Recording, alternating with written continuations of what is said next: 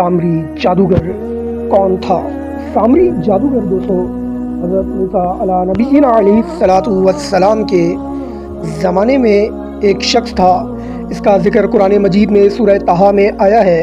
जब हज़रत मूसा अल्लाह ताला से तौरात लेने के लिए कोहे तूर पर गए तो इनकी गैर मौजूदगी में सामरी ने बनी इसराइल को गुमराह कर दिया। सामरी ने सोने के ज़ेवरात जमा करवाए, इनसे एक बछड़े गाय के बच्चे का मुजस्मा बनवाया।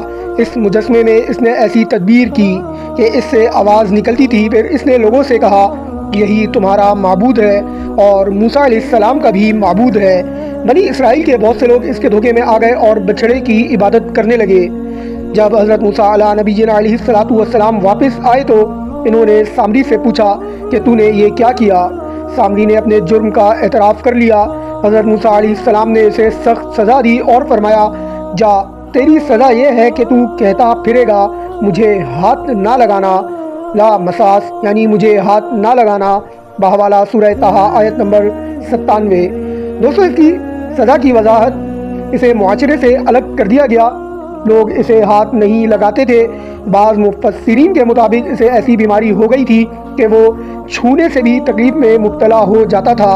वो तन्हाई और रुसवाई की ज़िंदगी गुजारने पर मजबूर हो गया। कुरान में इसकी मौत की तफसील बयान नहीं हुई। तारीख़ी रिवायात में मुख्तलिफ बातें मिलती हैं, लेकिन कोई मुस्तनद और कतई रिवायत मौजूद नहीं है। उम्मीद करूँगा दोस्तों कि आज का ये तारीख़ी वाक़या आप लोगों को पसंद आया होगा।